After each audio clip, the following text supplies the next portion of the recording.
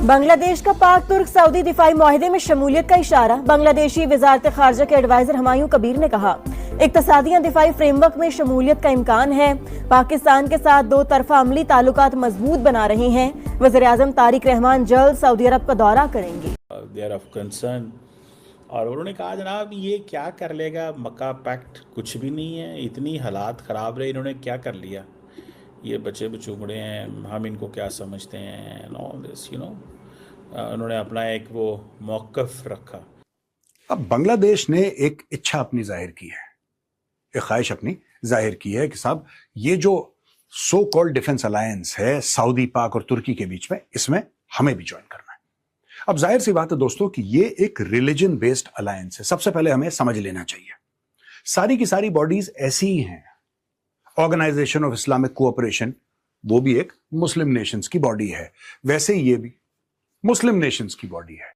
अच्छा सर, क्या कहना चाहेंगे? सबसे पहले तो आपके बांग्लादेश की तरफ से धमकी दी जा रही है, मुआहिदा जो है वो तो खत्म हो रहा है, वो खत्म होना ही था, तो ये सही कह रहा है बांग्लादेश जो धमकियां दे रहे हैं कि हम यूनाइटेड नेशन में चले जाएंगे? देखिए जी, जहाँ भी हम दुनिया में पानी के मसले को देखते हैं तो ये बात बारवर तौर पर ये देखी जाती है कि जहाँ भी जो इंटरनेशनल पानी होते हैं उन पर तमाम इख्तियारात होते हैं, हर मुल्क का अपना हक होता है। तो बिल्कुल ऐसा नहीं है कि अगर ये तो बेसिकली वो कह रहे हैं जनाब कि जब सऊदी अरब पे हमले हो रहे थे तो इसने क्या किया, लाइव मिलिट्री सिचुएशन हुई थी, तो मक्का पैक्ट ने क्या किया। मक्का पैक्ट का मतलब ये नहीं है कि मक्का पैक्ट जो है ना वो फड़ लो कर देगा, मक्का पैक्ट ऐसे नहीं होगा। And I think the Saudis do, the Indians do understand कि क्या है इसकी। दोस्तों, कल से पाकिस्तान की मीडिया और पाकिस्तान के जितने भी एनालिस्ट हैं वो चिल्ला रहे हैं कि अब तो बांग्लादेश भी हमारे इस्लामिक नाटो के अंदर शामिल होने वाला है और अब हम चारों देश मिलकर यानी सऊदी, टर्की, पाकिस्तान और बांग्लादेश मिलकर भारत को चारों तरफ से घेरेंगे और सबक सिखाएंगे। पर इन मूर्खों को यह पता नहीं है कि डिफेंस पैक्ट तो तुमने सऊदी अरब और टर्की के साथ भी किया है। सबसे पहले तो सऊदी के ऊपर ही किया था डिफेंस पैक्ट कि एक पर हमला दूसरे पर हमला माना जाएगा। सऊदी पर तो हमला हो गया, वहां बचाने के लिए तुम क्यों नहीं गए? वहां पर पाकिस्तान की आर्मी ने जाकर युद्ध क्यों नहीं लड़ा हूतियों के साथ? ये पूछने वाली बात है। जब हूतियों की बात आई तो पाकिस्तान की ये नंबर 1 आर्मी दुबक कर बैठ गई और पाकिस्तानी बोल रहे थे कि वो जब हमला माना जाएगा जब कोई सशस्त्र हमला करेगा सऊदी अरब के ऊपर। तो क्या हूती विद्रोही सऊदी पर फूल बरसा रहे थे? उन्होंने तो मिसाइल से सऊदी के शिप उड़ा दिए, रिफाइनरी उड़ा दी, पर ये भारत को डींगे मार के धमकी दे रहे हैं कि हम तुम्हें घेरें। अब बांग्लादेश ने एक इच्छा अपनी जाहिर की है, एक ख्वाहिश अपनी जाहिर की है कि साहब ये जो सो कॉल्ड डिफेंस अलायंस है सऊदी, पाक और तुर्की के बीच में, इसमें हमें भी ज्वाइन करना है। अब जाहिर सी बात है दोस्तों कि ये एक रिलीजन बेस्ड अलायंस है। सबसे पहले हमें समझ लेना चाहिए, सारी की सारी बॉडीज ऐसी ही हैं। ऑर्गेनाइजेशन ऑफ इस्लामिक कोऑपरेशन, वो भी एक मुस्लिम नेशंस की बॉडी है, वैसे ये भी मुस्लिम नेशंस की बॉडी है। तो इसमें मजहब सबसे आगे है, मिलिट्री नंबर 2 पे है, सबसे आगे मजहब।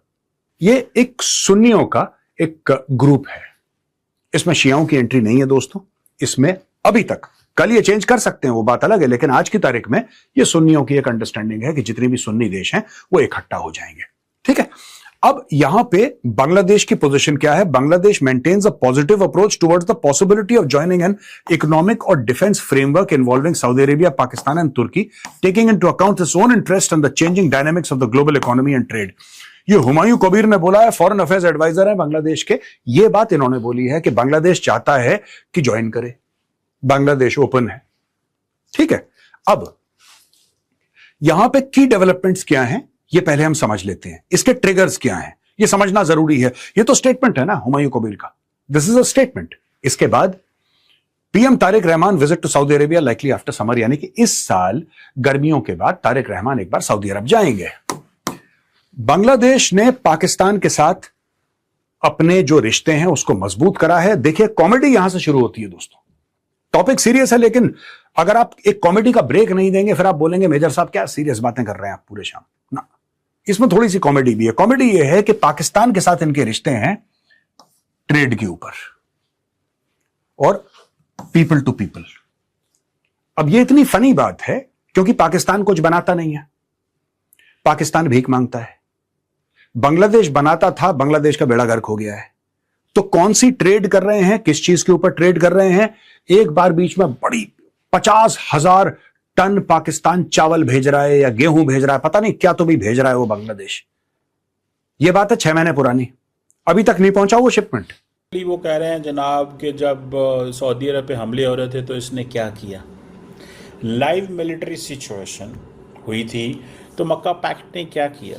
मक्का पैक्ट का मतलब ये नहीं है कि मक्का पैक्ट जो है ना वो फड़ लो कर देगा मक्का पैक्ट, ऐसे नहीं होगा। And I think the Saudis do the Indians do understand कि क्या इसकी लिमिटेशंस हैं या क्या करना चाहिए या हम where do we stand and all, you know, एक वो है लेकिन I think Saudi Arab, Pakistan, तुर्की बड़े रैशनल प्लेयर्स हैं। इंडिया को पैगाम क्या है इस मक्का पैक्ट से? इंडिया को पैगाम ये है कि now the future in any future conflict between India and Pakistan will not have the boundaries which it used to have boundaries in the past. Geographic, political, military, everything. India क्या करता है? Let me be open and candid with all of you. India क्या करता है? India ये करता है जी, पाकिस्तान कमज़ोर मुल्क है, उसकी इकोनॉमी को इतनी तगड़ी नहीं है, हमला कर दो, देखा जाएगा कौन इनका साथ खड़ा होगा। पाकिस्तान को एनर्जी सप्लाई लाइन नहीं आएगी, 250 मिलियन लोग हैं, IMF प्रोग्राम के नीचे है, पाकिस्तान पे हम हमला करेंगे, कुछ नहीं होगा। इंडिया की कैलकुलेशन ये थी कि भाई डोनाल्ड ट्रंप हमारे साथ है, हम अमेरिका के कॉम्प्रिहेंसिव ग्लोबल स्ट्रेटेजिक पार्टनर हैं। A country which has been under the IMF programme, सारी की सारी कैलकुलेशन उड़ गई। जिस रात पाकिस्तान ने इंडिया पे हमला किया उस रात IMF ने पाकिस्तान के लिए लोन सैंक्शन कर दिया $1.5 बिलियन। 5 मिनट बाद पाकिस्तान ने रात को जब हमला किया तो इंडियन एंकर्स ने कहना शुरू कर दिया। मुझे याद है एक बंदे की ट्वीट, तो मुझे याद है, क्या नाम है उनका, जो है शिव अरूर, उन्होंने कहा जी IMF तो टेररिस्ट ऑर्गेनाइजेशन है, ये तो हैं ही टेररिस्ट, इन्होंने तो पाकिस्तान को देखे दे दिए, पैसे दे दिए, अब वो हम पे हमले कर रहे हैं। समझ रहे हैं बात को? अब एक तो चीज़ ये हो गई कि जो फ्यूचर कॉन्फ्लिक्ट होगा उसकी बाउंड्रीज चेंज हो गई हैं। दूसरी बात ये है, ये जो साउथ एशिया के कॉन्टेक्स्ट में होगा कि पाकिस्तान ये समझता है कि India is trying to find a space for limited war. Pakistan क्या चाहता है? पाकिस्तान कहता है कि स्पेस को रोकना है। न्यूक्लियर जो डेटरेंस है, it is not working all the time. And आपके पास स्ट्रेटेजिक वेपन्स थे, आपने टैक्टिकल वेपन्स कर लिया, आपने सारी सिचुएशन पैदा होगी, देन व्हाट? फ्यूचर क्या है? What is the future? किस तरह की सिचुएशन डेवलप हो रही है फ्यूचर के अंदर? तो पाकिस्तान सारी बात है उसमें ये प्ली लेता है कि भाई हमने इंडिया को रोकना है कि जो कन्वेंशनल मिलिट्री डोमेन है वहाँ पे डेटरेंस कैसे क्रिएट की जाए कि इंडिया की कैलकुलेशन कन्वेंशनल मिलिट्री कॉन्फ्लिक्ट के अंदर भी रोका जाए इंडिया को। ये है पाकिस्तान का, बिकॉज पाकिस्तान का प्राइमरी जॉब क्या है? To stop war, to deter India, not to attack. Pakistan job is not to attack India. समझ रहे हैं बात को?